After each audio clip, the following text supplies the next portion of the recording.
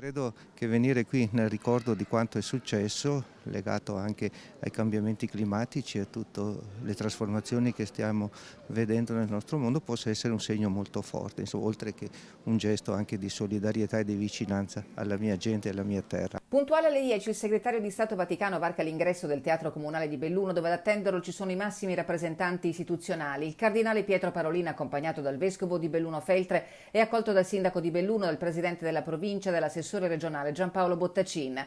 A un anno dal passaggio di Vaia non si sono certo esauriti la spinta emotiva e il confronto che ancora oggi animano il dibattito sull'origine della tempesta e sul cambiamento climatico, dice Massaro, e alle sue parole si aggiungono i grazie espressi dal presidente della provincia Padrin, soprattutto per la grande solidarietà ricevuta da questa terra, e rivolgendosi al cardinale Parolin dice: la sua vicinanza è un dono prezioso. L'assessore Bottacin ricorda le primissime parole del capo nazionale del Dipartimento di Protezione Civile Borrelli, che evocando un'immagine biblica disse: qui uno scenario apocalittico. Ed è il video realizzato dal team del Centro Servizi Volontariato di Belluno a fissare con immagini e testimonianze la devastazione causata da Vaia. Guardare avanti e prendere lezione da quanto è avvenuto per poter migliorare e svilupparsi. E non ci sono due crisi separate, una ambientale e l'altra sociale, bensì una sola e complessa crisi socio-ambientale.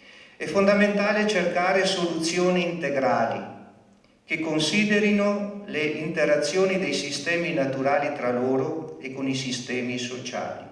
Parolin si sofferma sul clima, che è un bene comune, e preservarlo è una sfida per la comunità, sulla cultura della cura contrapposta a quella del degrado e sulla crisi ecologica che impone universalmente un cambio di rotta. Vorrei concludere con una citazione di Papa Francesco: vivere la vocazione di essere custodi dell'opera di Dio è parte essenziale di un'esistenza virtuosa. Anche la tempesta Vaia ci indica che essere custodi dell'opera di Dio richiama un nostro rinnovato impegno personale e collettivo nella costruzione di quell'orizzonte di senso del cambio di rotta di cui abbiamo tanto bisogno.